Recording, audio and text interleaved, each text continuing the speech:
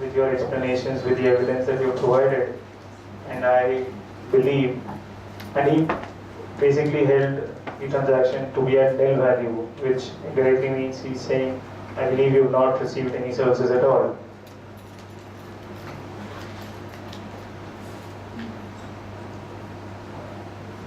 Now, before the tribunal, the taxpayer raised an argument that first of all, the TPO has accepted TNMM for my other transactions, wherein the payment of management fees as well is considered. And that's the methodology that the assessee has reflected in its transfer pricing study. It is holding its transactions to be at arm's length under the TNMM. So how can you again analyze a transaction under a different method? That was one of the queries raised by the taxpayer.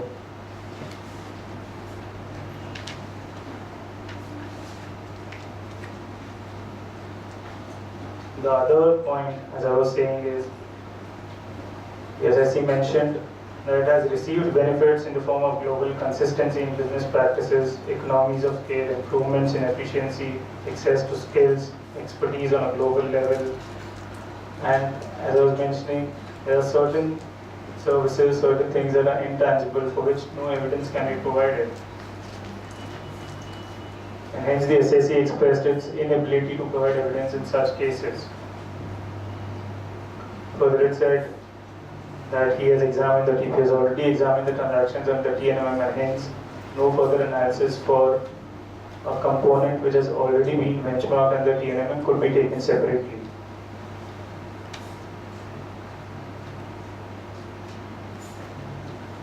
What the tribunal held was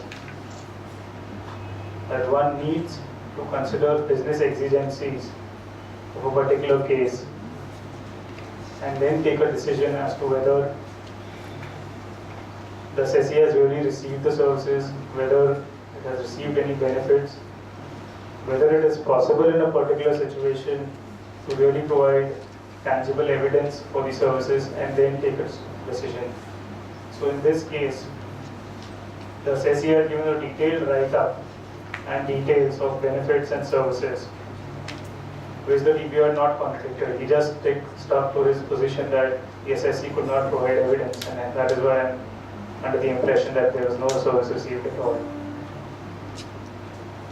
So the tribunal held in favor of the taxpayer, and the tax department needs to consider business exigencies, needs to consider whatever details are furnished by the taxpayer, and then take a decision as to whether a disallowance is warranted.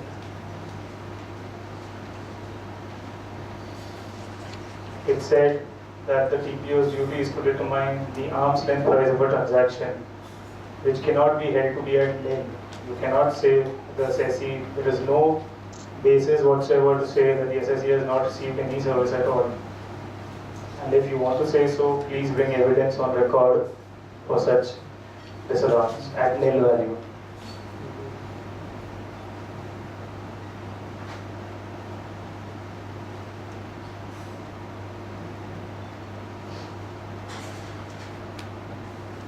On the point whether if a transaction has been considered to be at TNMM,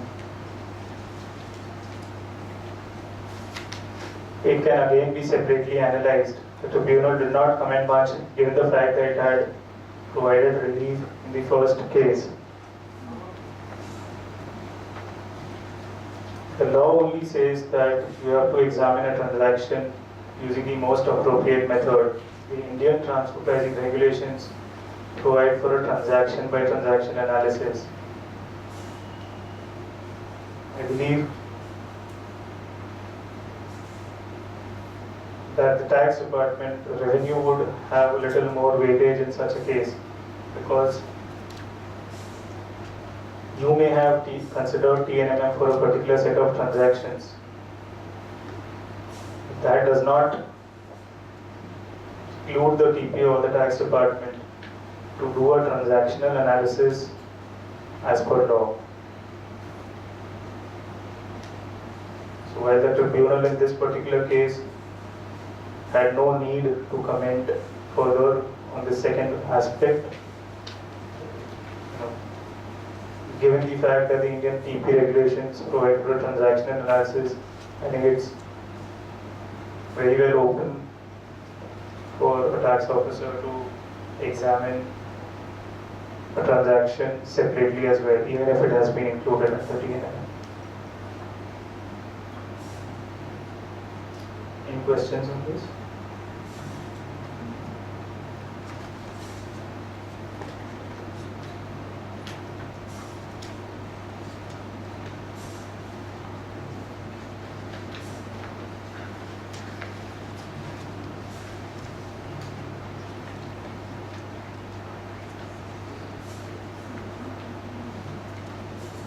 The next ruling that we are going to discuss is a very important ruling. It basically relates to corporate guarantees that are given by Indian stakeholders to their associated enterprises abroad. And this is one of the most commonly faced business situations. So what happened here was, this is a very tribunal decision in case of Bharti Airtel Limited.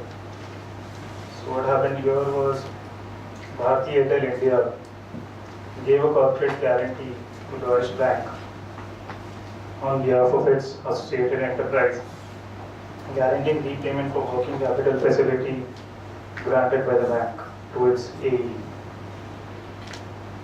And obviously, it had done this as a shareholder, so it had not charged anything from the AE. It was given for nil consideration. Now, as in most other cases, and particularly after the amendment to the definition of international transaction by Finance Act 2012, which has specifically included corporate guarantees within its ambit, the TPO obviously said that you have kind of provided a service to your associated enterprise, enabled it to obtain working capital loan from a bank, and you ought to have charged something to your associated enterprise for this service. We determined the arm's length price at approximately 5% based on data obtained from various banks as to what the bank would normally charge in such situations. We obtained data from banks using PARs under 133(6) of the Act and made an adjustment in the SSC's case.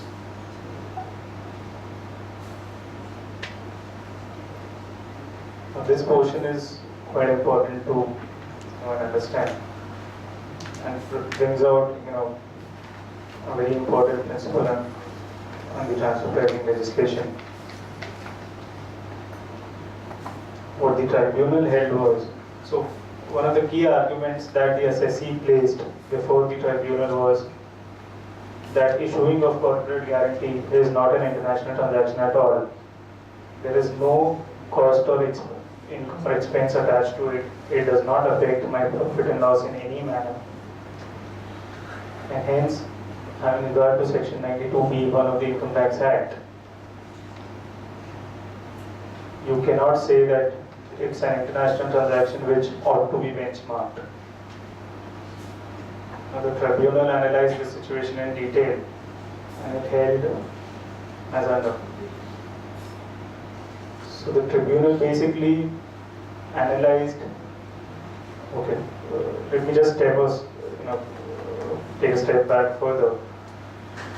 The TPO basically made this adjustment relying upon the amendment to the definition of international transaction. It would be good if you can refer the Act and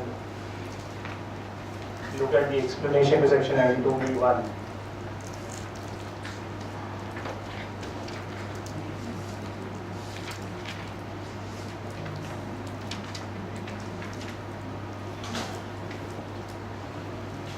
So 92B(1) says, an international transaction means a transaction between two or more associated enterprises, either or both of whom are non-residents, in the nature of purchase, sale, or lease of tangible or intangible property, or provision of services, or lending or borrowing money, or any other transaction having a bearing on profits, income, losses, or assets of such enterprises. The taxpayer said that this particular transaction had no bearing on my profits, income, loss, or assets, and thus, how can you hold such a case to be an international transaction? On the other hand,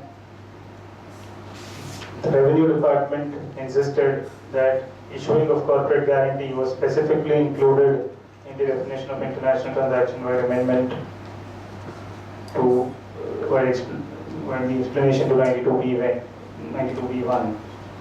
So the explanation reads as under. It says, for removal of doubts, it is hereby clarified. And if you see clause C, it says that the expression international transaction shall include capital financing, including any type of long-term or short-term borrowing, lending or guarantee, purchase or sale of marketable securities, etc. Now, what the tribunal held was that an explanation basically clarifies the main section. It cannot go beyond the main section. So, the explanation in this particular case as well has to be read in consonance with the main section 92B1. It said clauses A, B, and D of the explanation have a direct mention in 92B1, and you can refer to the clauses. So, for example, purchase, sale, lease of tangible property is directly referred to in 92B1. Intangible property, purchase, sale, lease is directly referred. Provision of services directly referred in 92B1. So it said clauses C and E, which is the capital financing clause and the business restructuring clause E, are the only clauses which have not been directly referred. However, given the fact that the explanation has to be read in consonance with the main section, one could only infer that these two particular clauses are covered in the residual category 92B1, which is any other transaction having a bearing on profits, income, losses, or assets of such enterprises. Now, the tribunal said that given the fact that there was no cost attached to this transaction and thus there was no effect on the assessee's profit, income, loss, or assets, issuing of guarantee in such cases cannot be held to be an international transaction.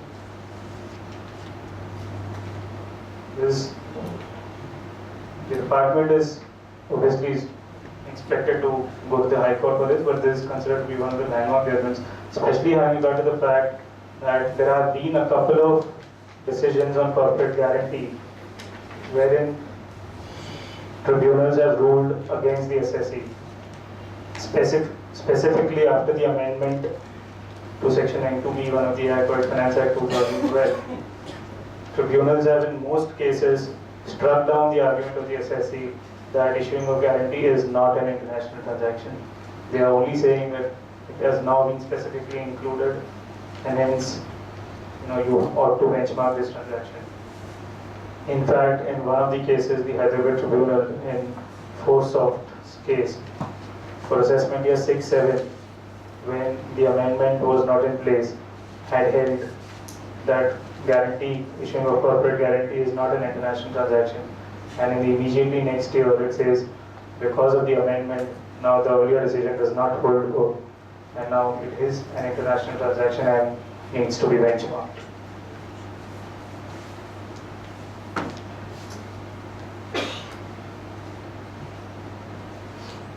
It's also important to note that the OECD does not seem. Sorry? Yeah.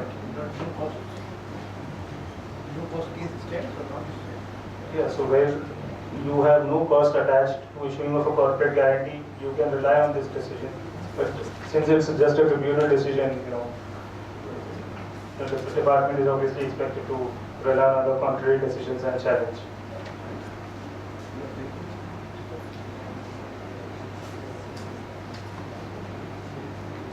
What we believe is this decision has good merits, and 92B1 does say, and 92(1) as well, that where there is no impact on profit and loss, then you have a good case to say that the particular transaction, although maybe an international transaction, need not be benchmarked.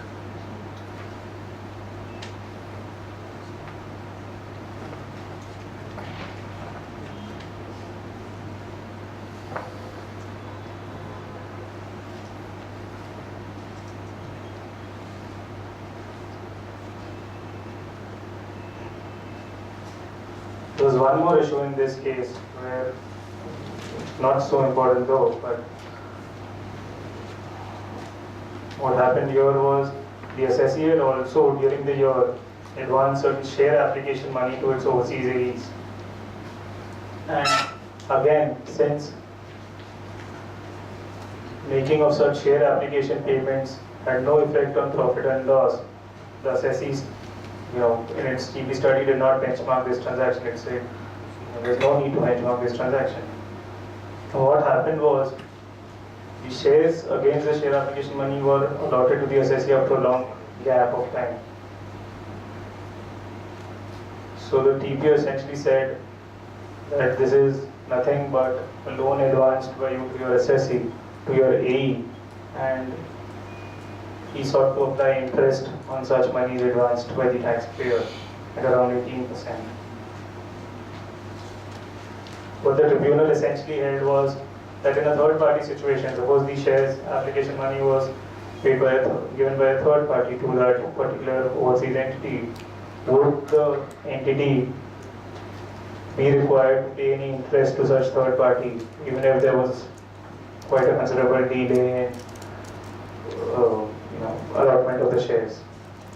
So it basically held in favor of the taxpayer that in absence of any concrete evidence, you cannot recharacterize a share application transaction into a loan transaction and apply interest on it. Accordingly, it was ruled in favor of the taxpayer.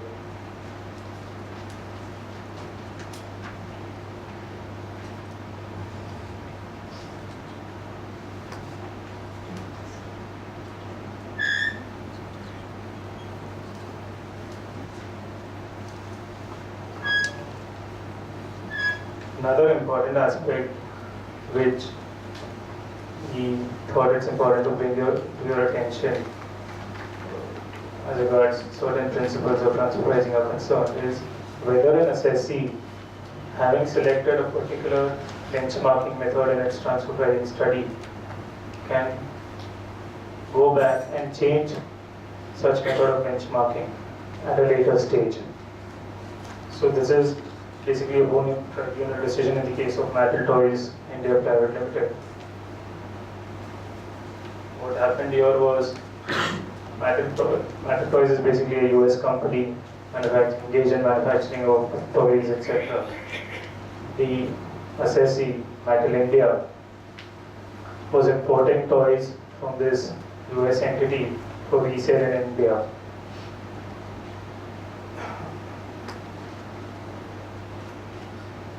Now in its transfer pricing study, so this was basically an import and resale transaction without any value addition. The toys were imported and they were marketed in India. There was no value addition that was done in India to such toys. In its transfer pricing study, the assessee basically applied TNMM. There were a couple of other transactions as well, reimbursement, etc. It applied TNMM, and after making certain adjustments to its profit margin, held that the transaction was at arm's length. The main transaction was obviously this import transaction from the associated enterprise. The assessee had incurred a loss at its net level on account of certain high marketing and administration expenses. So it made an adjustment for such expenses. It said, I'm incurring much higher in comparable companies, and accordingly I ought to take an adjustment for that. And once you consider such an adjustment, I am at arm's length. Further, it said that these high marketing and admin expenses are nowhere connected to my transaction with my AE. It's a local expense, not a subject matter of transfer pricing. And because I'm using TNMM, which considers my net profit margin, which is only low because of this third party situation, third party cost, this adjustment should be granted to me. So it made this adjustment in CB study, and having regard to the comparables margin, concluded that its import transaction is at arm's length.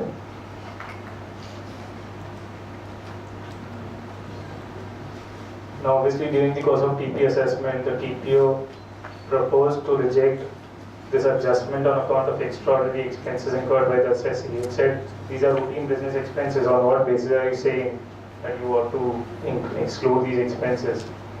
And he brought them back to the P&L and determined a loss and accordingly made an adjustment of around 1.5 crores. The assessee then, at the TP stage itself, said, well, fine, if you don't accept my TNMM, what? The better method to benchmark my import transaction would be the resale price method.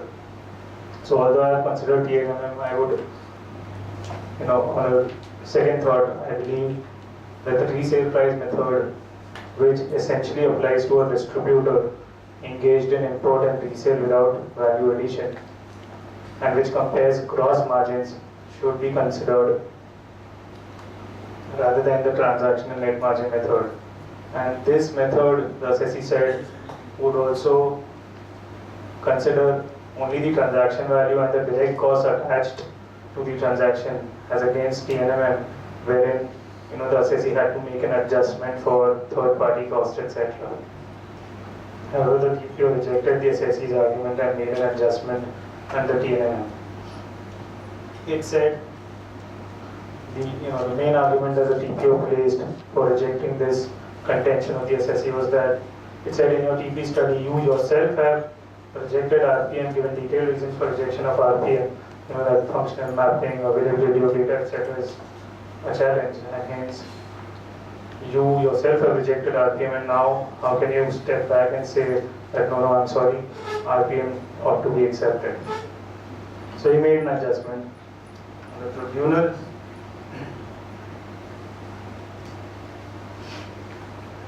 the CITA accepted the TPO's order. He said, yes, the assessee cannot go back and change its benchmarking method at a later stage.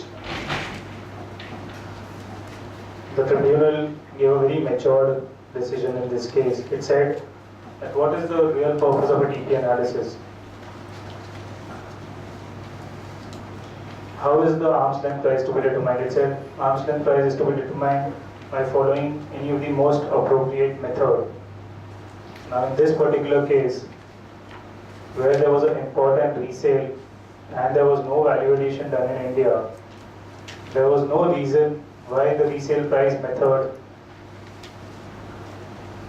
could not be applied.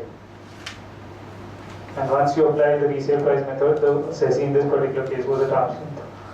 One of the other arguments or other points that was also considered was that this was the first year of transfer pricing where everyone was trying to understand and evaluate and apply, and there was not much certainty. So this was another reason pointed out by the assessee that why it should be given an opportunity to use resale price method at this stage. So the tribunal held that fine, valid point, and the whole purpose of a transfer pricing analysis being to use the most appropriate method. Use of RPM ought to be considered, and then the particular transaction needs to be evaluated. Also, the comparable uncontrolled price method, the resale price method, and the cost plus method be the most direct methods as against the TNMM, which is an indirect approach because it analyzes your margins and indirectly concludes that because your margins are okay, your transaction value is deemed to be okay. Whereas the comparable and controlled price method, for example, compares prices directly. There could be no direct, no other direct method than that. It compares prices directly. The resale price method considers the transaction value and the direct costs. The cost plus method also considers the transaction value and the direct cost. There is no influence whatsoever on account of uncontrolled factors, third party costs, etc. And hence, these direct methods ought to be given preference over the indirect methods such as TNMI. The tribunal held that the contention that the assessee cannot change the method at a later stage could not be upheld, as if this would defeat the ultimate aim of transfer pricing analysis. So just because you've taken a stand earlier doesn't mean that even if some other method which is more suitable to the facts of a particular case can be well applied and the transaction could be evaluated. It said that there are cases as well where the assessee has chosen a particular method and the department says, so for example, if the assessee has chosen TNMI, there are cases where the department says, please tell me why should CUP not be applied? So why should in this case the assessee not be given the benefit of doubt and RPM could be chosen? However, the tribunal also said that there should be compelling reasons as to why the assessee says that a particular method should be changed, or the assessee or the department for that matter. So just because, there have to be circumstances, there have to be good reasons to jump from one method to another, and it should just not be an afterthought kind of an approach. So stating this, in this particular case, the ruling was given in favor of the taxpayer.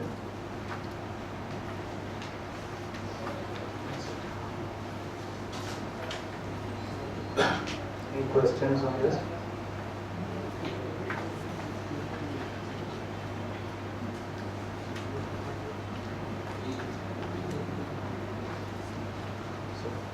For the benefit of people, and just recap quickly the principles that I believe you've done today. The first one being the fact that it is not open for anyone to ask for an arm's length price in excess of what has been received by a taxpayer from a third party. What is received is a given. Now, out of that, what is shared is the subject matter of transfer pricing.